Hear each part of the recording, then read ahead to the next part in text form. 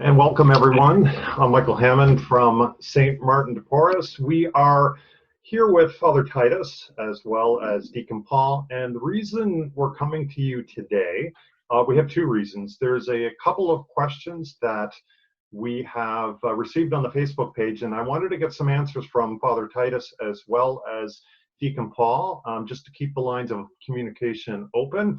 And secondly, we're actually testing live streaming on our Facebook page. And the reason we're doing that is we intend to live stream some events from the church with Father Titus only for now, obviously. So we will be testing that in the future, so stay tuned for that. So if you are actually on the Facebook page and you're watching us live, welcome. You get to see a small kind of behind the scenes look at what we're doing here on the Facebook page and on YouTube. So the questions that we have received on the Facebook page, I'm going to let Father Titus address the first one. And this is a question that even I have, Father.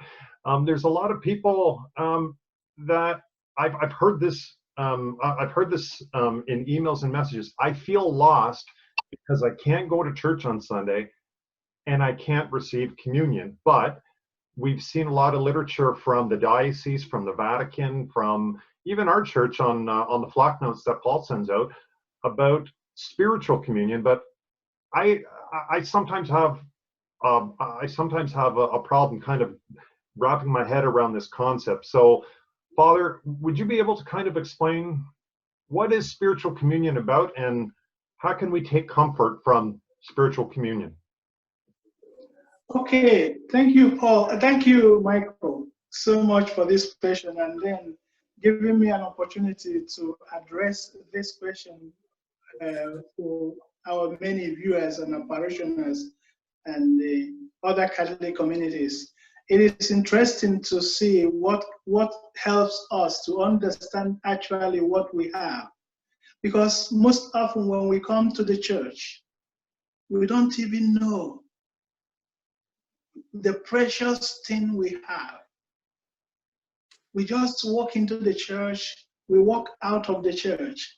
This particular situation has given us an opportunity to reflect, so that when we have an opportunity to come back to the church again, then we will appreciate every minute, every moment of our getting together to worship in the church, and then what the Eucharist means and what receiving Holy Communion means for us. So we have so many definitions, so many explanations of what is spiritual communion. But I want to put it in a practical way that a lay person, anybody can understand it, so that he or she will begin to appreciate it, will begin to practice it, and will begin to live it. For me, spiritual communion is an act of faith. Spiritual communion is an act of belief. Spiritual communion is an act of friendship. Spiritual communion is an expression of love. Spiritual communion is an invitation of friend. So it's a desire, it's an act of desire. And when we understand this, then it will be good for us to say, okay, what kind of image do I have about God? What kind of image do I have about Jesus Christ? What kind of feeling do I have when I receive Jesus Christ? When I walk up to the altar to receive Jesus Christ, what kind of imagination do I have? So okay. The spiritual communion, so that when you understand this, then it will help you. When you say the prayer, the act of spiritual prayer for the act of spiritual communion, then it will give you an opportunity to welcome Jesus Christ into your life. So first of all, when we talk about an image, do you have the image of God or the image of Jesus Christ as a friend? Do you have the image of God or Jesus Christ as a father?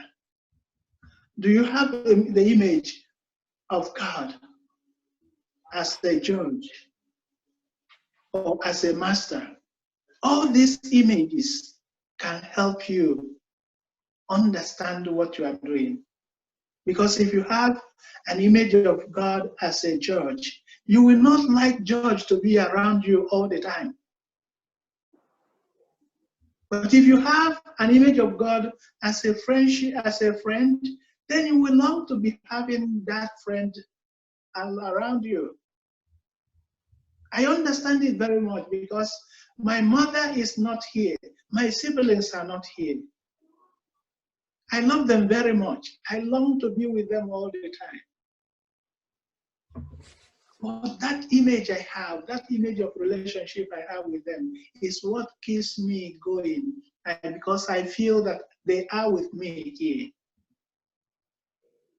So that is the first thing we have to establish in our lives about Jesus Christ, about Holy Communion we receive. What is the feeling do I have when I go? It is an opportunity for me to remember now when I walk into the church, when it is time to receive communion, how do I feel going up there to receive Jesus Christ? These are the things that we can bring out at this particular time, because the spiritual communion is a time when you have no opportunity to receive Jesus Christ physically. It is not only because of these circumstances. It can happen when you are out of the place where you don't have any opportunity to go to Mass. You can do that.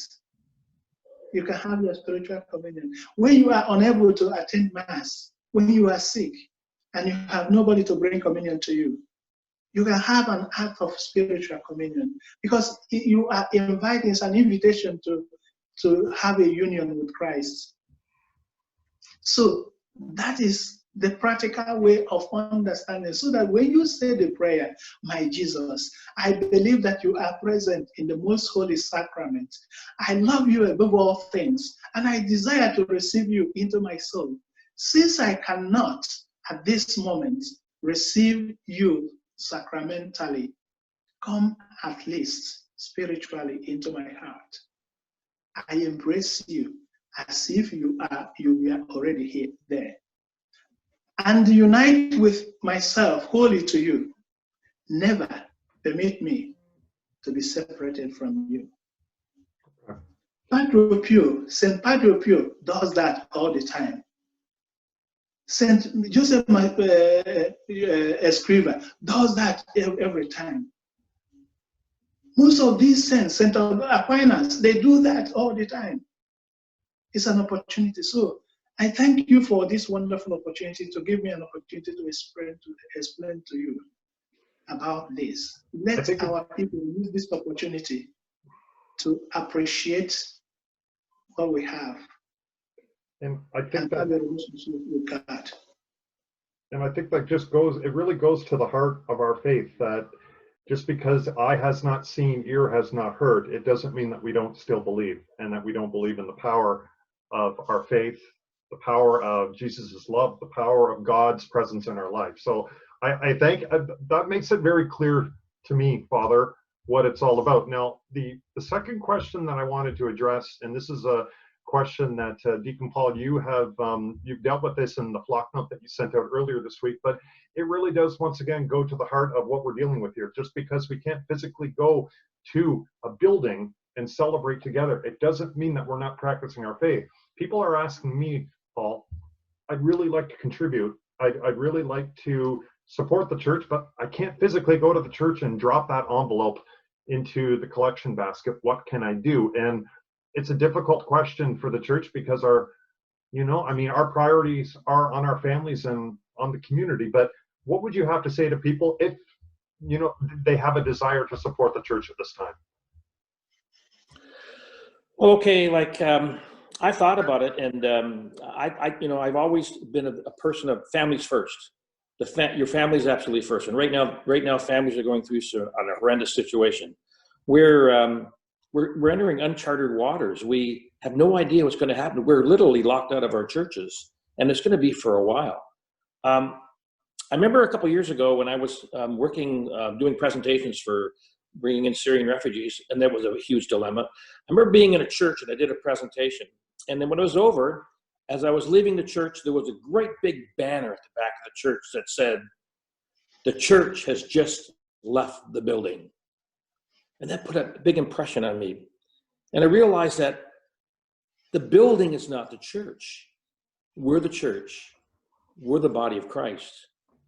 Sometimes when we get into our liturgies or we get into our patterns of life, we think that the most important thing is to go to that box, to worship and to be together. And that's an important thing to do. We can't do that now. And I keep thinking of myself too, you know, and I always say to myself, what would Jesus do in all these situations? What would Jesus do? Well, Jesus didn't hang around synagogues. Jesus didn't hang around the church. Jesus was out on the street with the people. Jesus was out there just loving people, being with the most vulnerable, helping, feeding the poor, just saying to people, don't be so judgmental, don't be so harsh. All the Gospels are about Jesus coming into the world with a message of love, not a message of condemnation, but a beautiful message of love. We have this opportunity right now on this planet as we're dealing with a human tragedy with this pandemic, and nobody knows where it's going to go and how long it's going to last. But it is absolutely frightening for many people.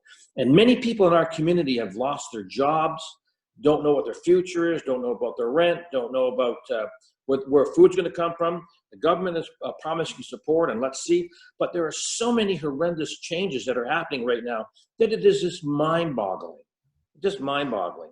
So we need to be totally aware of this, that we have a lot of working mothers don't have jobs right now. We have a lot of people in the seniors' homes that are frightened because that's where some of the biggest threats are. 14, 15 people died near Bob Cajun in the last 2 or 3 days in a home. These are serious, serious issues that we have to deal with. So the church has to be out there amongst the people. And we have to remember that we have to call people, we have to talk to people, but to make sure our families are safe and secure, we need to follow the instructions. We need to make sure things are right. Now, we've been asked questions about, well, okay, so where do I send my donations to the church? And I was kind of surprised by that. And that's wonderful that people would want to do that. And it's tithing, right? And people have been used to tithing in their lives, and they want to make sure that the church is okay. Okay, so I understand that. But remember, it's our families are first, okay? And if you are in a position that you still want to tithe, okay? There's a number of ways that we can do this. We can send a check to St. Martin de Porres. That's a simple one. If you prefer, we can tithe online by visiting the St. Martin de Porres website. You can e-transfer money just to St. Martin's de Porres mailbox. That's easy. We have a PAD system, which is a pre-authorized debit system. And simply a matter of calling Carmen at the parish and saying, you know, set me up. Those are things that we can do, okay? And that's okay. But let me tell you something that I think is really important that we should all understand. If our people are suffering, and they will suffer, and we all will suffer, we will suffer together. The church will suffer with our families and our community. We need to remember that our community is made up of extended family. We are the body of Christ. We are a community that has come together, that have loved each other and made a commitment to each other, and we've come to our church for years and years to be together. And now that has been taken away. So we need to come up with new creative ideas of how we're going to reach out, how we're going to touch people's lives. We have to pray for the responders, for the people that must go to work right now, people that are providing services, our doctors and our nurses.